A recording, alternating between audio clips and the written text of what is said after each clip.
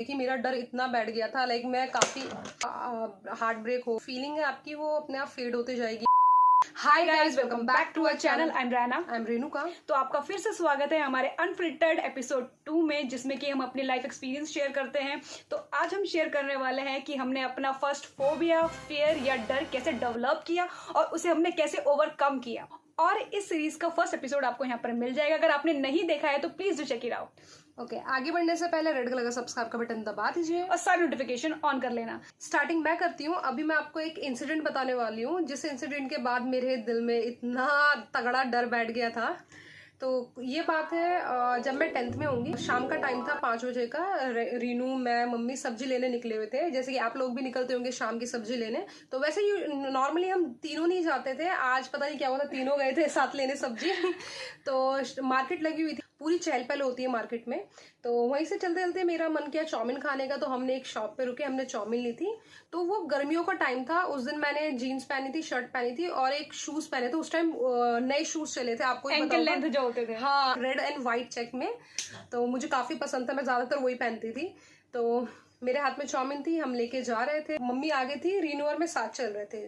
तो जैसे ही हम चल रहे थे आगे, चलते चलते थोड़े टाइम बाद मुझे अचानक से झटका लगा, धक्का लग के मैं एकदम से नीचे गिर गई। और मुझे उस टाइम कुछ समझ नहीं आया कि मुझे कैसे झटका लगा, क्या हुआ। मैं एकदम से नीचे गिरी हुई थी, तो देखा तो पीछे से एक डॉगी ने मेरे हाथ में जो चाउमीन थी उस चाउमीन पे अटैक किया था। और वो चाउमीन मेरे हाथ से गिर के बिल्कुल रोड के उस साइड चली गई थी। चाउमीन मैंने काफी अच्छे से पकड़ रखा था। तो जब डॉगी ने उस चाउमीन पे अटैक किया, तो जब उसने सिर्फ चाउमीन पे अटैक किया, अटैक करके वो एकदम से आगे भागा। और मैंने उसे इतनी तेजी से पकड़ रखा था कि उस चाउमीन के साथ मैं भी बिल्कुल सीधे गिरी। और सीधे जब मैं गिरी तो मैं अपने बिल्कुल नी के सपोर्ट पे गिरी। और जैसे उसने पहले चाउमीन पे अटैक किया, चाउमीन पे अटैक करने के बाद वो सीधा मेरे पास आया और उसने मेरे पैरों पे काटा।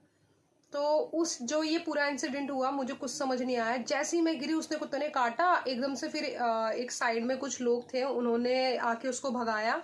और फिर वो बोल रहे थे शायद वो पागल था कुत्ता ना। तो मीनवाइल ऐसा हुआ था, जैसे इसको नहीं पता चला कि इसके साथ क्या हुआ। मेरे साथ सब कुछ स्लो मोशन में हुआ।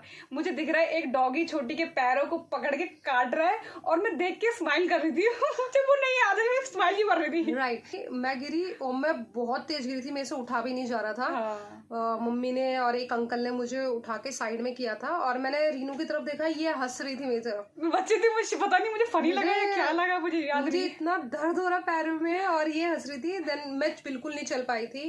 फिर वहां से हमने जैसे तैसे रिक्शा बुलाया, रिक्शे पे बैठ के मैं घर पहुंची। उस टाइम हमारा घर था 2nd फ्लोर में। और जो मैं सीढ़ी चढ़ के ऊपर गई, मुझे ही पता मैं कैसे सीढ़ी चढ़ के गई हूँ। मेरी जो नी है वो ऐसे बेंड भी नहीं हो पा रही थी और मुझे स्टेयर से झड़ना था। वो फर्स्ट डे तो लगी मैं जैसे तैसे चढ़ी, बट जैसे ही एक दिन निकला, एक दिन निकलते ही सेकंड डे मेरी हालत इतनी बुरी हो गई थी, मेरी कंडीशन इतनी वर्स्ट हो गई थी। मेरा जो नी था वो पूरा स्वेल हो गया था। मैं 1 महीने तक चल नहीं पाई थी। और आई थिंक उस टाइम स्कूल के हॉलीडेज भी थे। तो लाइक बेड से उठना, ब्रश करना, नहाना, देन जो हमारा इंडियन वॉशरूम था वो यूज करना, इतना डिफिकल्ट निकाला मैंने वो टाइम। बहुत डिफिकल्ट था मेरे टाइम। जैसे तैसे 1 महीने करते करते मेरी नींद दोबारा नॉर्मल आई, बाय गॉड। अभी तक कुछ प्रॉब्लम नहीं है। जब मैंने चलना स्टार्ट किया, लिटरली मैं कह रही हूँ, जिस जगह में डॉगी ने मुझे काटा था, मैंने उस रास्ते से जाना छोड़ दिया था। हाँ। उस रास्ते से मुझे ज्यादा पास पड़ता था घर, बट मैं वहां से नहीं जाती थी। मैं पूरा पीछे से राउंड लगा के जाती थी, जहां पर मुझे ज्यादा टाइम लगता था। पता नहीं इतना डर बैठ गया था, मुझे ऐसा लगता था मैं उस जगह में जाऊंगी तो मुझे कुत्ता काटेगा ही काटेगा, कुछ ना कुछ हो जाएगा मेरे साथ। और मैंने कई बार इसको बोला भी था कि नहीं, चलते चलते चलते चलते, पर ये नहीं बोलते, नहीं मुझे नहीं जाना। बट जैसे जैसे टाइम बीतता गया, मेरा डर थोड़ा कम होता गया। जैसे कि पहले मैं डॉगी को देखती 10 फीट दूर होती थी, तो फिर मैं डॉगी को देख के मतलब थोड़ा सा साइड से होके जाने लगी। फिर धीरे धीरे एक टाइम ऐसा आया कि मैं बिल्कुल डॉग यहाँ पर खड़ा है, मैं इसके सामने से आराम से चल के चली जाती हूँ। तो जो ये डर था, ये मैंने ओवरकम नहीं करा, ये मेरा टाइम ने ओवरकम करवाया। अपने आप जो डर था ना, वो अपने आप खत्म होने लगा। मैंने कुछ फोर्स नहीं किया अपने आप को। बहुत सारी चीजों को आप फोर्स नहीं कर सकते, लाइक एकदम से चले जाए। टाइम के साथ चीजें हील होती हैं। तो सेकंड रहना, मैं बताऊं, तो मेरा फर्स्ट हो गई, बड़ा अजीब सा था। मैं 3rd या 4th में थी आई थिंक। तो हम जा रहे थे मंदिर, किसी शिवरात्रि थी आई थिंक। तो हम सारी फैमिली मिलके चल रहे थे। तो चलते चलते हम पैदल ही जाते थे, हमें एक रोड क्रॉस करना था। तो उस दिन क्या हुआ, शायद मैं पीछे रह गई और सारे लोगों ने रोड क्रॉस कर ली। अब रोड क्रॉस कर ली तो I think I was chasing them. तो जैसे मैंने रोड क्रॉस करने पैर बढ़ाया, यहाँ से स्कूटर आया, दैट मुझे उसने जो उसका हैंडल होता है ना पकड़ने का, वो सीधा जाके मेरे कान पे लगा और मैं नीचे गिरी। अब मैं बार बार कान छू रही, मेरे खून तो नहीं निकला, पर खून तो नहीं निकला था कुछ भी। मैं कह रही ये क्या हो गया, क्यों? फिर मैं आई स्टार्ट क्राइंग। तो फिर वहां से फिर मम्मी आई कि क्या हुआ। मैंने बोला मम्मी उसने मुझे मार दिया। तो फिर निकल गया था? हाँ, नहीं रुका नहीं था, वो बस ऐसे ही निकल के आगे हो गया था, बच्चे को उड़ा दिया। तो उसके बाद से जो मतलब उसके बाद फिर ये चीज हुई, तो फिर हम लोग मतलब पूजा वूजा करके वापस घर आ गए। दोबारा कहीं रोड क्रॉस करने का टाइम आया, जैसे मैं टू व्हीलर को या स्कूटर को मैं देख रही हूँ, तो मुझे ऐसा लगता कि अभी मुझे लग जाएगा। उसके बाद फिर जितनी बारी मैंने रोड क्रॉस करा, मुझे ऐसा लगा कि बस अब तो गई। तो एक्चुअली क्या था, हम जो स्कूल जाते थे वो बाय वॉक जाते थे। पैदल ही था हमारा स्कूल, पूरा 12th तक हम पैदल गए और काफी दूर था। लाइक अब भी ऐसा होता है कि मोस्टली ये रोड क्रॉस करवा रही होती है। जो स्कूल था हम बाय वॉक जाते थे, 12th तक बाय वॉक ही गए हैं। बहुत ही कम हुआ होगा जब हमें रिक्शा लिया होगा ना। हाँ, वॉक ही जाते थे। तो मुझे याद है एक बार हम जा रहे थे, थोड़ा रोड क्रॉस करा, जबकि कुछ भी नहीं था, बिल्कुल खाली रोड थी। रैना गई नहीं, उसने टू व्हीलर देखा और वो वहीं पर स्टिल खड़ी हो गई। मैंने से खींचा चल पर ये वहां से टच से मस नहीं हुई। तब मुझे पता चला कि इसको टू व्हीलर से डर बैठ गया है। हाँ, तो ऐसे ही धीरे धीरे करते करते जैसे टाइम बीतता चला गया, तो वो मेरे अंदर जो डर बैठा हुआ था वो धीरे धीरे कम अपने आप होता चला गया।